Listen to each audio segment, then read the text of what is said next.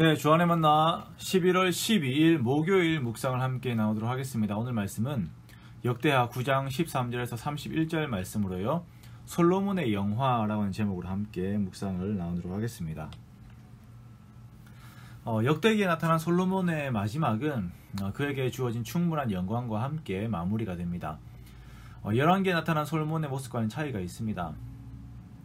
역대기에서는 하나님의 언약의 성취와 솔로몬의 헌신과 순종으로 이루어진 하나님 나라, 즉 앞으로 오실 메시아를 통한 완전한 하나님 나라를 예표하는 이스라엘을 묘사하고 있는 것입니다.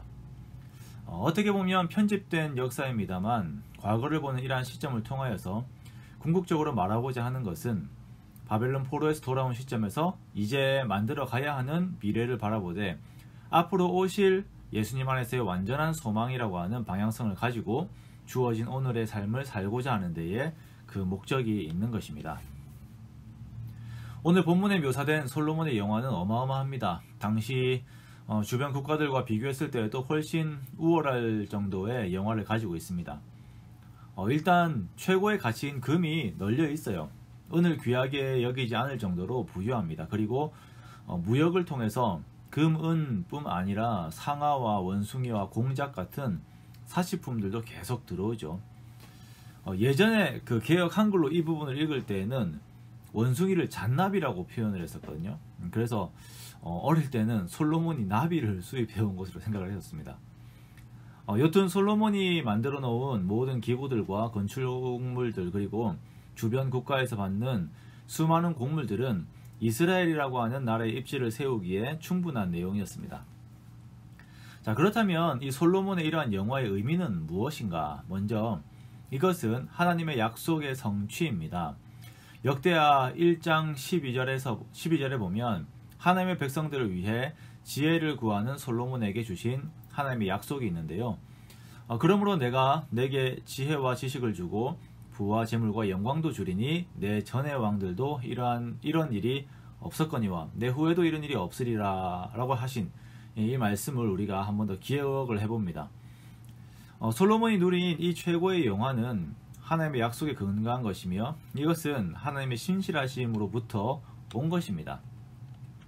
그리고 두 번째로 솔로몬의 이러한 영화는 다윗 왕조를 향한 하나님의 언약이 계속 이어지고 있음을 또한 보여줍니다.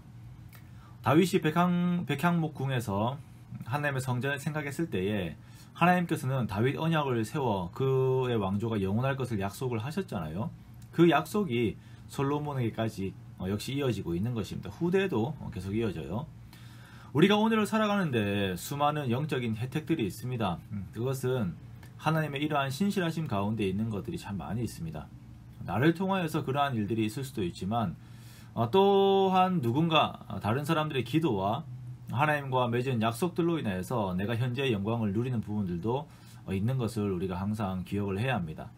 그러므로 우리는 항상 이러한 시각을 잊지 않고 현재 내가 누리는 것 앞에서 겸손함을 가져야 합니다.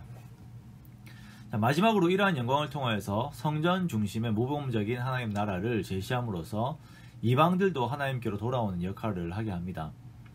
솔로몬의 영광은 그 소문으로 인하여서 스바의 여왕이 찾아오게 하는 결과를 가지고 왔죠.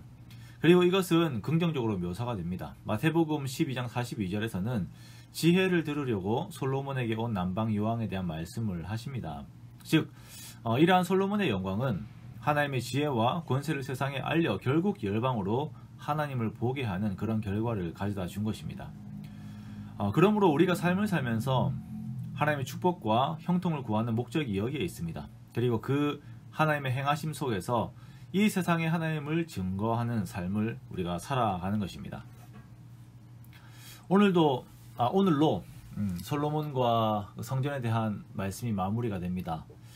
우리는 솔로몬의 영화와 같은 영화로운 모습은 없습니다만 솔로몬의 영화와는 비교되지 않는 예수님이라고 하는 가치를 우리가 또한 지니고 있습니다. 문제는 이것을 드러내는 것입니다. 그러므로 우리가 기도해야 하는 제목은 나를 통하여 예수님이 드러나고 예수님을 내게 주신 하나님의 신실하심과 그분의 사랑이 드러나게 해달라고 기도하는 것이 우리에게 반드시 있어야 합니다. 그것이 바로 성전된 우리들의 역할입니다. 그리고 그것을 위해 하나님의 말씀 안에서 살아가는 우리가 또한 되어야 할 것입니다. 또한 예수님으로 말미암은 영원한 하나님 나라를 소망하는 그 마음을 우리가 잃지 않아야 할 것입니다. 물리적인 오늘의 현실을 살아가면서도 이러한 영적인 방향을 항상 생각하고 추구하며 그 소망을 품고 살아가기 원합니다. 그래야 해서 주님께서 주시는 힘과 능력으로 인해 삶의 활력이 있고 그 속에서도 하나님께서 주시는 안정과 평안 속에서 오늘을 살아가는 축복이 있기 원합니다. 이 세상에서 누가 보더라도 우리와 함께 하신 하나님으로 인한 축복의 모습들이 드러나는 그런 것을 증거를 할 수 있는 저와 여러분의 삶이 되시기를 주님의 이름으로 축원합니다.